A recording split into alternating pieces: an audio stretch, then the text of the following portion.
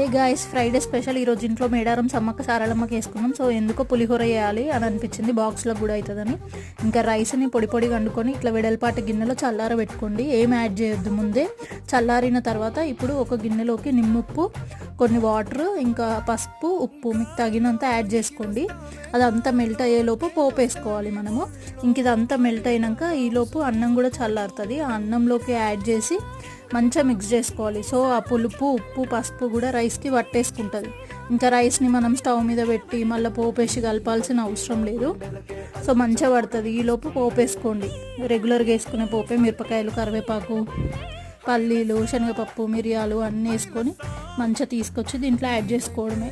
నాకైతే ఈరోజు ఆఫీస్లో చాలా కాంప్లిమెంట్స్ వచ్చినాయి, పులిహోర బాగుంది, రెసిపీ చెప్పండి అని.